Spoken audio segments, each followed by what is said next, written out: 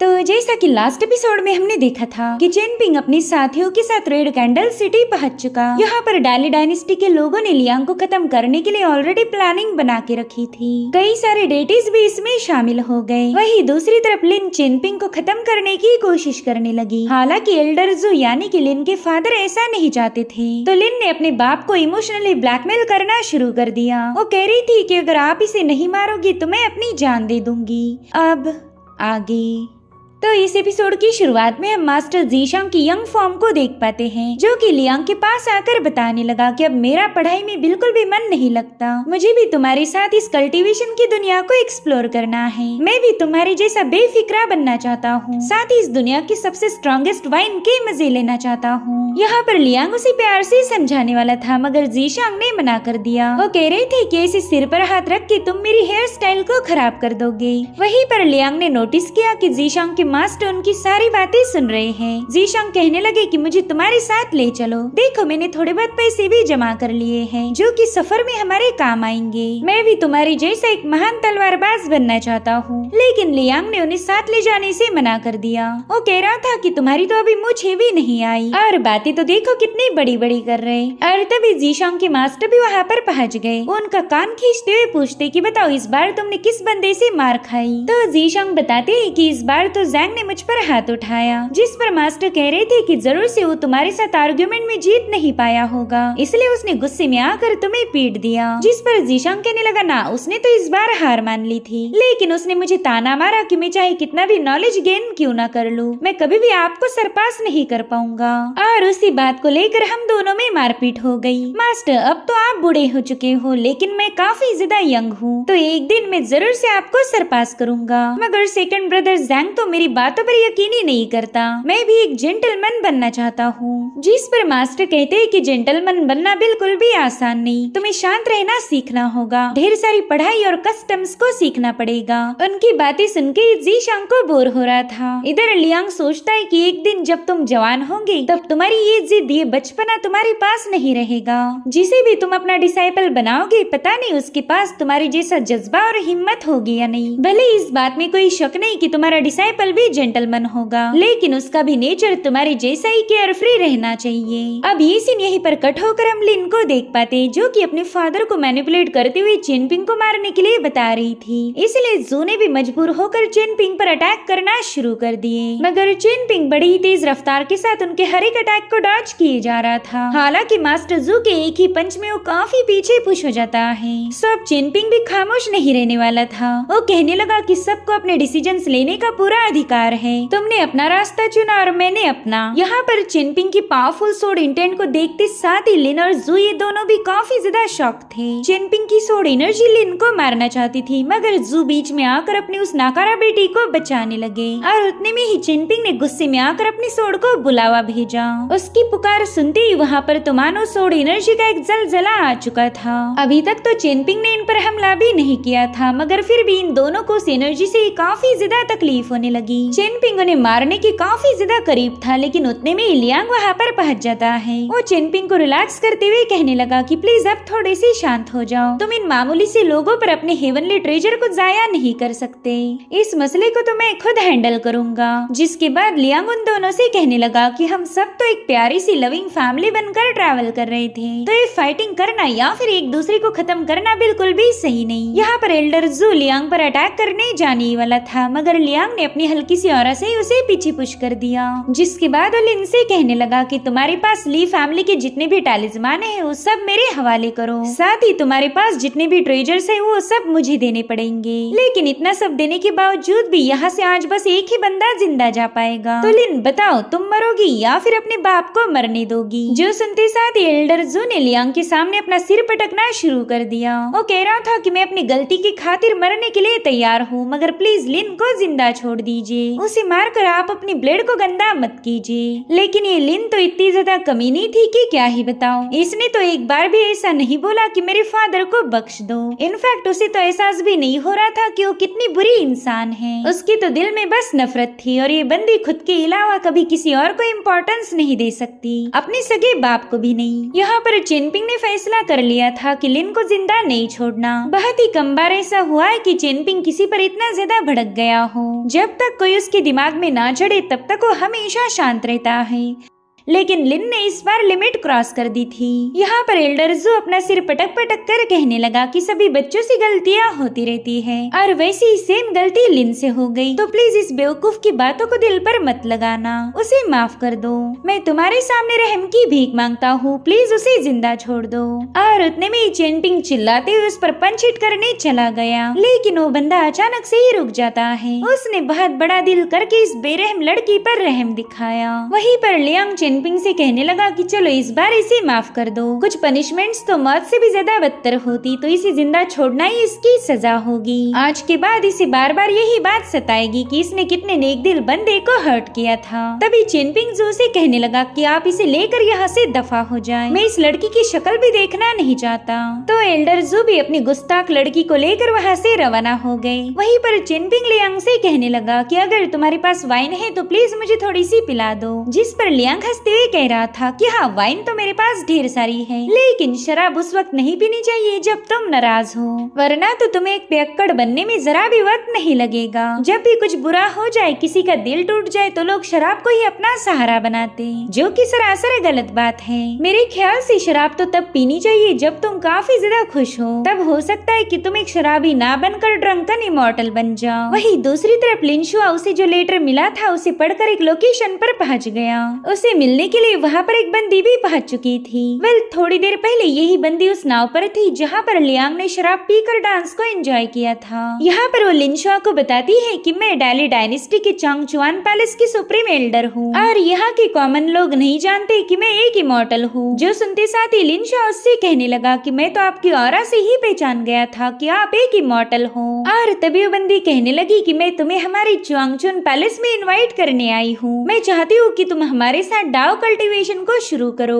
जिस पर लिनशुआ कहने लगा कि हाँ इस लेटर में मेरे फादर ने लिखा है कि कोई इम्पोर्टेंट पर्सन मुझे एस्कॉर्ट करने आएगा। साथ ही उन्होंने मुझे आगाह किया कि मैंने सोच समझकर फैसला लेना चाहिए, अगर मैंने गलत साइड को चुन लिया तो मारा जाऊंगा। उन्होंने इस लेटर में ये भी लिखा है कि अगर मैं मारा गया तो मेरे फादर मेरी बॉडी को कलेक्ट नहीं करेंगे, क्योंकि उनके हिसाब से एक मरे हुए बंदे पर ट्रैवलिंग का खर्चा करना पैसों की बर्बादी है। जिस पर वो बंदी कहने लगी कि तुम्हारे फादर की बातें भले ही सुनने में हार्श लगती होंगी, लेकिन उनकी बातों में सच्चाई है। जब तक तुम जिंदा हो तब तक ही तुम्हारा फायदा है। जिसके बाद वो बंदी ने तुरंत ही अपनी स्पिरिचुअल पावर का इस्तेमाल करते हुए कई सारे स्टेप्स को फॉर्म कर लिया और लिनशुआ से कहने लगी कि इमॉर्टलिटी का ब्रिज है, एक स्टेप आगे बढ़ाओगे तो आगे चलकर तुम्हें जरूर से इमॉर्टलिटी हासिल होगी। तो लिनशुआ उसका शुक्रिया अदा करते हुए कहने लगा कि इमॉर्टल मास्टर, मैं आपकी इस ऑफर के लिए आपका तहे दिल से शुक्रगुजार हूँ, लेकिन मैं यहाँ पर पर्सनली आपसे मिलने इसलिए आया था ताकि इस ऑफर को मना कर पाऊँ। ये काम मैं एक खत भेज कर भी कर सकता था, लेकिन मुझे लगा कि वो तरीका काफी ज्यादा रूड होगा। मैं जानता हूँ मेरी फैमिली डाली डायनेस्टी की वफादार है और उस फैमिली में पैदा होने की वजह से मुझे उनका सरनेम भी यूज करना पड़ेगा,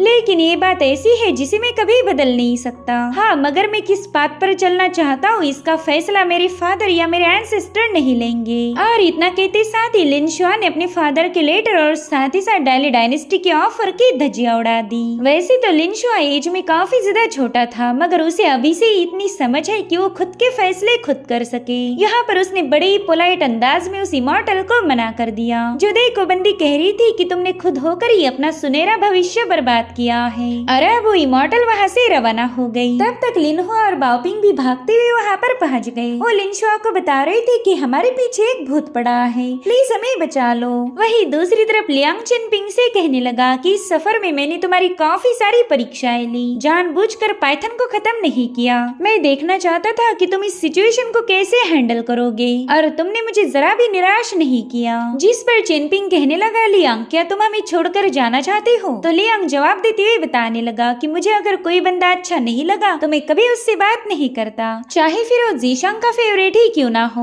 मैं उसकी मदद नहीं करता। और मुझे लगा था कि शायद मैं तुम्हें भी पसंद नहीं करूंगा, तुम मारे भी गए तो भी मुझे कोई फर्क नहीं पड़ने वाला था। जिस पर चेनपिंग पूछता है कि मैं मास्टर जीशांग से काफी ज्यादा क्लोज हूँ, क्या तुम इसी वजह से मेरी फिक्र करते हो? जो सुनते साथ ही लियांग ने चेनपिंग को बता दिया कि जीशांग मर चुका है। ये सुनते ही चेनपिंग काफी ज्यादा रोने लगा। वो कहता है कि मैं जानता था कि लास्ट टाइम उनकी सोल मुझसे मिलने आई थी, लेकिन मैं कभी इस बात पर यकीन ही नहीं करना चाहता कि वो अब इस दुनिया में नहीं रहे। मैं कभी से उम्मीद लगा बैठा था कि वो दोबारा से वापस जरूर आएंगे। मुझ में इतनी हिम्मत ही नहीं थी कि उनकी मौत की खबर को सच मान लूं। आफ्टर ऑल वो मेरे मास्टर थे। तो लियांग भी चेनपिंग को संभालते हुए कहने लगा कि तुम भी जीशांग जैसी हो, एकदम बेवकूफ। और मुझे तुम्हारी यही बात काफी ज्यादा पसंद आई। देखो, मैंने जानबूझकर तुम्हारी ज्यादा मदद नहीं की, क्योंकि मैं तुम्हें परखना चाहता था। इस कल्टीवेशन की दुनिया के तेवर निराले हैं। यहाँ पर लालच इंसानियत से बड़ी समझी जाती। लिन हुआ के पास भी अपॉर्चुनिटीज होगी, वहीं पर लिन शॉ के पास कल्टीवेशन का टैलेंट है, मगर ये सारी चीजें इस दुनिया में खरीदी जा सकती हैं। हालांकि उन बच्चों ने ऐसा नहीं किया, वो तुम्हारे साथ खड़े हैं। अगर वो चाहते तो डाली डायनेस्टी को ज्वाइन करते, लेकिन उन्होंने ऐसा नहीं किया। आगे चलकर वही तुम्हारे साथ ही होंगे। कल्टीवेशन की जर्नी में वही स्टेपिंग स्टोन्स बनेंगे जिनकी मदद के साथ तुम ऊंचाइयों को छू पाओगे। जिस पर चेनपिंग कह रहा था कि पैसों की लालच हम सब में पाई जाती, लेकिन मैं तो अपनी मेहनत से कमाए हुए पैसों पर ही यकीन करता हूँ। इस सफर पर आने से पहले मेरे पास ढेर सारा पैसा आ गया था, लेकिन इस सफर के लिए मैं अपना सब कुछ छोड़कर इन बच्चों के साथ सुई डायनेस्टी जाना चाहता हूँ, ताकि मैं अपने मास्टर से किए हुए वादे को पूरा कर सकूं। लेकिन मुझे डर लगता है कि कहीं मैं इस मिशन में फेल ना हो जाऊं। अगर मैं बाओपिंग और बाकी बच्चों की हिफाजत नहीं कर पाया तो मेरे मास्टर जीशांग मुझसे नाराज हो जाएंगे। तुम बताओ लियांग, क्या तुम्हें लगता है कि मैं इस मिशन को पूरा कर पाऊंगा? तो लियांग उसके सिर पर हाथ रखते हुए कहने लगा कि ये काम तुमसे बेहतर और कोई कर ही नहीं सकता। और रही बात मेरी, तो देखो भाई, मैं हूँ एक मस्त मौला बंदा। मुझे तुम्हारे जैसा सीरियस रहना बिल्कुल भी सूट नहीं करता। तुम्हारे पास जो जिद है उसे ही जीशांग काफी ज्यादा पसंद करता था। तुम में कुछ ऐसी भी क्वालिटीज है जो मुझे भी काफी ज्यादा अच्छी लगी। इतना ही नहीं, मैंने तुम्हारी एबिलिटीज को भी परख लिया, इसलिए अब हम दोनों के रास्ते यहाँ से अलग हो जाएंगे। बस याद रखो कि तुमने हमेशा अपने सिर को ऊंचा रखना है, किसी के सामने अपने उसूलों की कुर्बानी मत देना, और तुम्हारी जिंदगी लंबी होनी चाहिए, क्योंकि जब तक तुम जिंदा हो तब तक ही उम्मीदें कायम रहेगी। दरअसल कुछ सालों पहले एक यंग लड़का मेरे साथ मार्शल वर्ल्ड घूमना चाहता था। उसने कहा कि मुझे भी तुम्हारे जैसा तलवारबाज बनना है, लेकिन मैंने उसे मना कर दिया। उसे बताया कि तलवारों से अच्छी किताबें हैं। दरअसल ये मार्शल वर्ल्ड इतना ज्यादा बेरहम है कि मैं उस बच्चे को अपने साथ ही नहीं ले जा पाया। बल यहाँ पर लियांग मास्टर जीशांग की बात कर रहा था। वो कहता है कि जैसे उस बच्चे के लिए तलवारों से ज्यादा इम्पोर्टेंट थी किताबें, तो वैसे ही मैं तुम्हें भी एक सलाह देना चाहूंगा। तुम हमेशा फीस्ट की ही प्रैक्टिस करते रहते हो, लेकिन उसके बजाय तुम तलवारबाजी पर ज्यादा ध्यान दो, वही तुम्हारे लिए फायदेमंद साबित होगी। और उतने में सभी बच्चे घबराए हुए वहाँ पर पहुँच गए। लिनहुआ बता रहा था कि हमारे पीछे एक घोस्ट पड़ा है, प्लीज हमें बचा लो। वही दूसरी तरफ हमें डाली डायनेस्टी की विशाल आर्मी दिखाई गई, जो कि बड़ी तादाद में रेड कैंडल सिटी में एंटर कर चुकी थी। साथ ही साथ डाली डायनेस्टी ने ढेर सारे पावरफुल डेटीज को भी लियांग का खात्मा करने के लिए यहाँ पर बुला लिया था। वो लोग कहते हैं कि आखिर मास्टर शिलांग ने अभी तक अपनी सोर्ड ड्रॉ क्यों नहीं की। तभी लियू छत पर छलांग लगाते हुए वहाँ पर पहुँच चुका। वो कह रहा था कि हमें मास्टर शिलांग का इंतजार करने की कोई जरूरत नहीं। मैं डाली डायनेस्टी के मिलिट्री सिलेक्शन डिपार्टमेंट का चीफ हूँ, तो उस लियांग की गर्दन मरोड़ना मेरे लिए काफी ज्यादा आसान होगा। जिस पर च्वांगचुन पैलेस के एल्डर कहने लगे कि लियू, इतना ओवर कॉन्फिडेंस अच्छा नहीं होता। लियांग एक लेजेंडरी 12वीं रेल्म का कल्टीवेटर है। जिस पर लियू कहता है, हाँ मैं चाहता हूँ कि वो काफी ज्यादा पावरफुल हो, तभी जाकर तो मुकाबले में मजा आएगा। इधर एक घोस्ट लियांग के सामने पहुंच जाता है। साथ ही लिनहुआ की हालत काफी ज्यादा खराब हो गई, क्योंकि वो घोस्ट बस उसे ही घूरकर देखता जा रहा था। तो लिनहुआ उस घोस्ट को देखकर चेनपिंग से पूछने लगा कि भाई क्या ये तेरा दुश्मन है। साथ ही साथ उस घोस्ट से कहने लगा कि प्लीज मेरी तरफ ऐसे मत देखो, यहाँ पर कितने सारे और लोग भी हैं। सो मैं चाहता हूँ कि तुम सबसे पहले इस लियांग का शिकार करो, तब तक मैं यहाँ से दूर भाग जाऊंगा। जो सुनते साथ ही लियांग ने लिनहुआ को सीधे उस घोस्ट की तरफ फेंक दिया। लिनहुआ ने देखा कि उस घोस्ट ने तो उसे अपनी गोद में उठा लिया है। जो देखते साथ ही वो तुरंत ही बेहोश होने का नाटक करने लगा।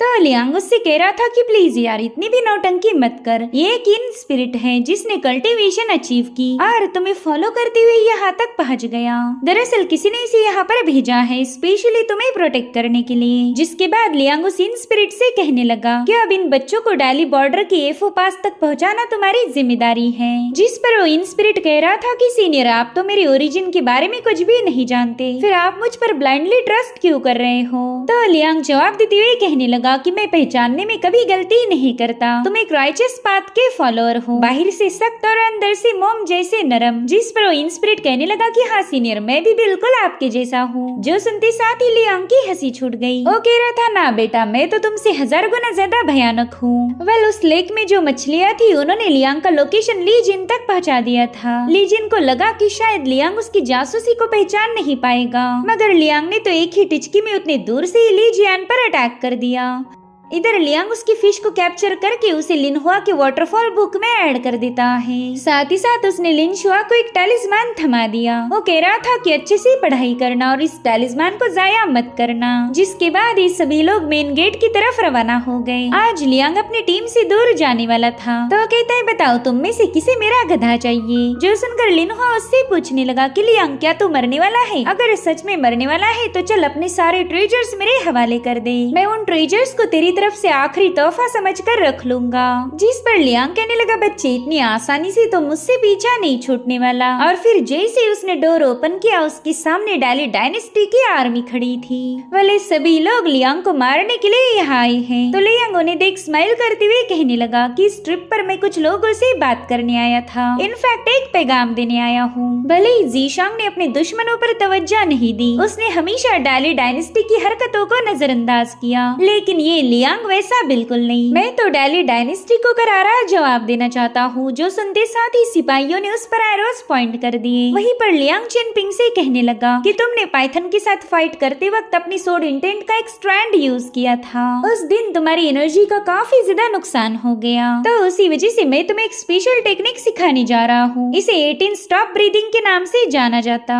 तुम यूँ समझ लो कि मेरी तरफ से तुम्हारी एनर्जी की भरपाई है। तो चिनपिंग भी उसके पास चला गया। वही दूसरी तरफ हमें डाली डायनेस्टी का महल दिखाया जाता है, जहाँ पर काफी बड़ी फौज तैनात की गई थी। साथ ही साथ हम डाली के एम्परर को भी देख पाते हैं। उसका छोटा भाई जैंग उसे बताने लगा कि चिनपिंग के साथ वेजिन नाम का बंदा आने वाला था, मगर उसके ओरिजिन के बारे में हमें कोई जानकारी हासिल नहीं हो पाई। कुछ लोग बता रहे थे कि उसका नाम वेजिन ना होकर लियांग है और ये बंदा 12वें रेल्म का बहुत ही खतरनाक फिगर माना जाता। तो मुझे नहीं लगता कि हमने ऐसे बंदे के साथ पंगे लेने चाहिए। जिस पर एम्परर कहने लगा कि तुम तो बेवजह ही परेशान हो गए, हमारे पास व्हाइट जेड जैसा नेशनल प्रोटेक्टिंग ट्रेजर है, तो बंदा चाहकर भी हमें नुकसान नहीं पहुंचा पाएगा।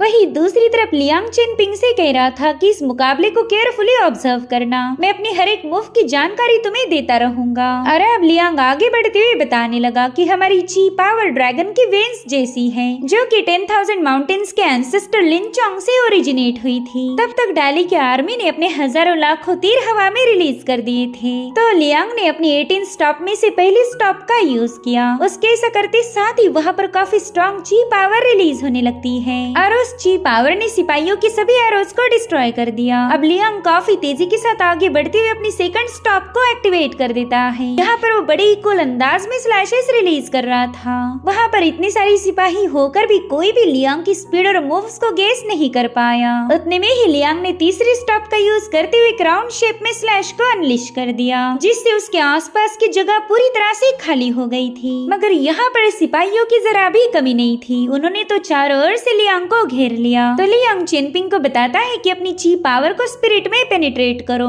यही से तुम्हारी फोर्थ स्टॉप एक्टिवेट होगी। यहाँ पर लियांग अपनी ची पावर के साथ काफी तेज रफ्तार से स्पिन होने लगा। कोई भी सिपाही उसकी मूव का अंदाजा भी नहीं लगा पा रहा था। लियांग कहने लगा कि अब 5वीं स्टॉप के वक्त तुम्हें अपनी ची पावर को अपनी बॉडी के हर एक बोन तक पहुँचाना होगा। जब ये ची पावर तुम्हारे सीने में पहुंच जाए तभी किसी पानी जैसी महसूस होगी और फिर ये धीरे धीरे अपना सोड इंटेंट रिलीज कर देगी और उस वक्त तुम छठी स्टॉप में पहुंच जाओगे। यहाँ पर चिनपिंग भी लियांग ने बताई हर एक बात को केयरफुली सुन रहा था। इनफैक्ट उसने तो अपने माइंड में ही इन स्टॉप्स की प्रैक्टिस करना शुरू कर दी। यहाँ पर लियांग उन सिपाहियों को मारते हुए कहने लगा कि अब ची पावर तुम्हारी कोर तक पहुँच जाएगी, तुम्हें ऐसा लगेगा कि मानो तुम्हारा खून उबल रहा हो और उस वक्त तुम 7वें स्टॉप को परफॉर्म करोगे। तब तक सिपाहियों ने अपनी स्पीयर का इस्तेमाल करते हुए एक साथ ही लियांग पर अटैक कर दिए, जिसे लियांग अपनी बैम्बू स्वॉर्ड से रोकते हुए चेन पिंग को बता रहा था कि ची पावर को तुम्हारी वेस्ट तक ले जाकर स्पिन करो, ये होगा तुम्हारा 8वां स्टॉप। और फिर उसने राउंड स्लैशेस रिलीज करते हुए इन सभी को निपटा दिया। सो इस तरह से लियांग ने चेन पिंग को ची पावर को सर्कुलेट कैसे करना है और किस मोमेंट पर कौन सा स्टॉप यूज करना होगा, ये सारा तरीका बता दिया।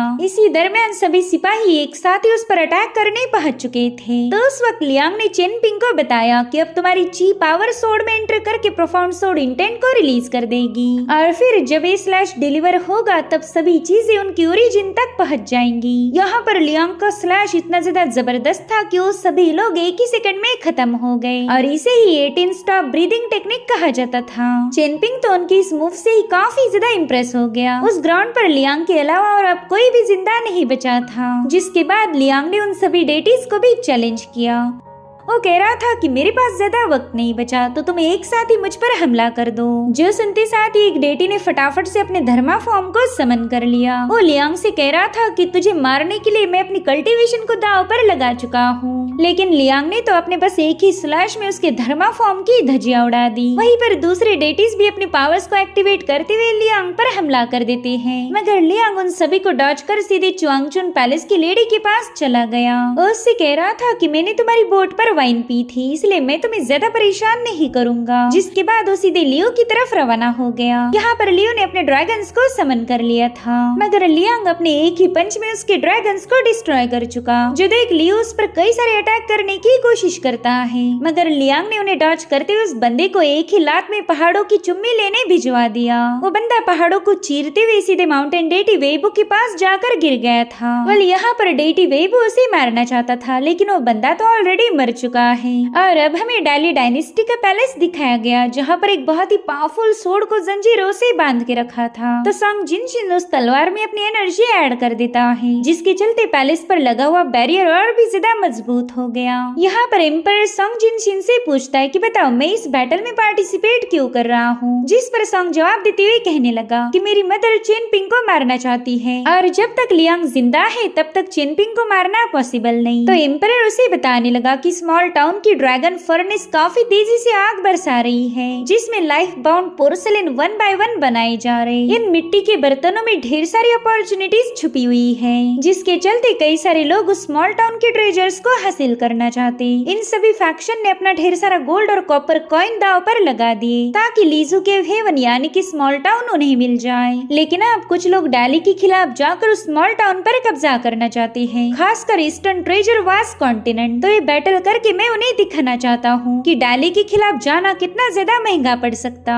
और लियांग ने भी हमारे खिलाफ जाकर वही गलती कर दी, तो उसे मार के हमारा डोमिनेंस और भी ज्यादा बढ़ जाएगा। इधर लियांग कह रहा था कि डाली का एम्परर तो काफी ज्यादा दिलचस्प है, मेरे ख्याल से उससे मुलाकात करना जरूरी होगा। और अब वो बाओपिंग को अपना सोर्ड नर्चरिंग गोड गिफ्ट कर देता है, मगर उसने बाओपिंग से उसकी जियांगफू सोर्ड उधार मांग ली। बाओपिंग उसे बताती है कि अगर तुमसे ये सोर्ड ब्रेक भी हो जाए तो कोई बात नहीं, तुम्हें इसे वापस लौटाने की कोई जरूरत नहीं है। जो सुनते साथ ही लियांग उसका लाड करने लगा। सब यहाँ पर लियांग डाली डायनेस्टी के एम्परर का मुकाबला करने के लिए तैयार हो जाता है। वो अपने दोस्तों से कह रहा था कि मैंने तो तुम्हें पहले ही बताया था कि मैं एक महान तलवारबाज हूँ, लेकिन तुम्हें लग रहा था कि ये बंदा तो बस बड़ी बड़ी फेंक रहा है। लेकिन तुम्हें क्या ही पता कि इस लियांग ने कभी किसी से झूठ नहीं बोला। साथियों इन स्पिरिट को हुक्म देता है कि अब मेरे साथियों को प्रोटेक्ट करना तुम्हारी जिम्मेदारी है। और अब लियांग हवा में फ्लोट करने लगा। हेवन एंड अर्थ की सारी एनर्जी उसमें समा रही थी, और फिर उसने अपनी हैट को उतार दिया। उस हैट के नीचे गिरते ही समय मानो एक जगह पर थम सा गया था। साथ ही साथ वहाँ पर स्पिरिचुअल एनर्जी का एक बहुत बड़ा फ्लो रिलीज हो रहा था। ऐसा लगता है कि मानो कोई चीज कैद से आजाद हो गई। इधर लियांग कह रहा था कि कल्टीवेशन की हायर रैंक तक जाना इतना भी अच्छा नहीं। अब मैंने अपनी हैट उतार दी है तो मेरी कल्टीवेशन फटाफट से रिकवर करेगी। यानी कि लियांग की हैट उसकी कल्टीवेशन को सप्रेस रखती थी। लियांग कह रहा था कि शायद अब मैं इस मॉर्टल वर्ल्ड में रुक नहीं पाऊंगा, इसलिए तुम सभी से अलविदा कहने का वक्त आ चुका है। जो सुनते साथ ही लिनहुआ रोते हुए कहने लगा कि प्लीज मुझे छोड़कर मत जाओ, मैं तुमसे वादा करता हूँ कि आज के बाद मैं तुम्हें कभी कोई गाली नहीं दूंगा। यहाँ पर लियांग भी उसकी बातें सुनकर काफी ज्यादा इमोशनल हो गया। उसे लगा ही नहीं था कि मॉर्टल वर्ल्ड की ये छोटी सी जर्नी उसके लिए इतनी यादगार बन जाएगी। तो लिनहुआ से कहता है कि हमें अलग होना पड़ेगा। कल्टीवेशन की जर्नी में भले ही हम हजारों साल जिंदा रह पाते, लेकिन अपनों के साथ बिताए हुए पल काफी ज्यादा कम होंगे। यहाँ पर कई सारे लॉस सेटअप हैं, जिंदगी, एज, सिकनेस और फिर मौत, इन सब से हमें गुजरना पड़ता।